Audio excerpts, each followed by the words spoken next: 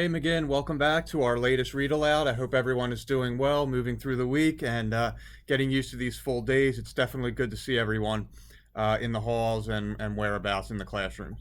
We're going to do our next read aloud today on a cute little story by Mac Barnett. It's an author that I really enjoy. And this is called Leo, a ghost story.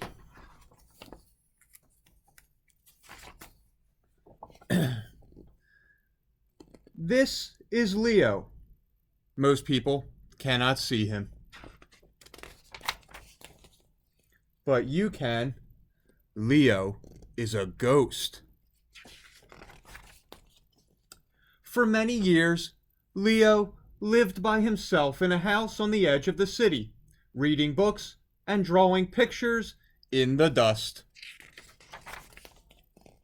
One day in spring, a family moved in. Leo was glad to have company. On the family's first night, he made them mint tea and honey toast. Leo thought he was being a good host. But the family saw things differently. They hid in the bathroom and locked the door. "This house is haunted," said the man. "Gary, I'm scared," said the woman. "I hate tea," said the boy, "and I hate ghosts." They did not know that Leo was floating above the tub. He heard everything they said. Sorry, boys and girls. The family called in a scientist, a clergyman, and a psychic to get rid of the ghost. But they should have saved their money. Leo knew he was unwanted. He said goodbye to his home and left. "I have been a house ghost all my life," Leo thought. "Maybe I would like being a roaming ghost for a while." So Leo roamed. Leo saw the city and the people who lived there. Nobody saw Leo. The city was not like Leo remembered it. Some places were wonderful. Some places were scary. Everywhere, it was so noisy. Leo went to a street corner where his favorite candy store used to be.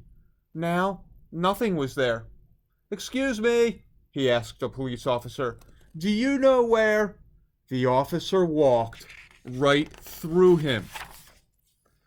There was an afternoon when Leo found himself roaming along a sidewalk covered in drawings. He came across a girl holding chalk in her hand. The girl looked up and stared right at Leo. "I'm Jane," she said. "What's your name?"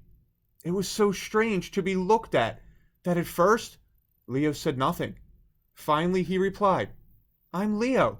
Jane nodded. "Leo, do you want to play Knights of the Round Table?"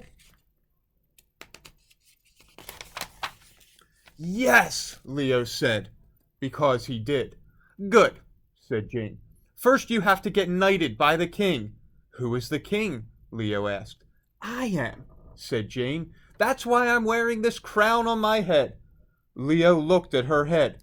He did not see a crown. Still, he kneeled down and was knighted on the spot. Leo and Jane sat at a table. "Sir Leo," said Jane, "meet Sir Ruffs, a loyal dog.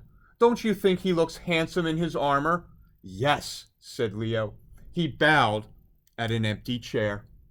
"And Sir Leo," said Jane, "this is Sir Muse, a loyal cat. Don't you find his whiskers wise-looking?" "I do," said Leo, and he bowed again. "And finally," said Jane, "this is Sir Squawks," Leo interrupted. "A loyal bird." Jane frowned. "No," she said. "Sir Squawks is a giant hamster." "Oh," said Leo. I'm not wearing my glasses." Jane squinted at the chair. "I guess," she said. "Jane!" A woman's voice came from another room. "Tell your imaginary friends goodbye and come down to dinner." "Fine," said Jane. She turned to Leo.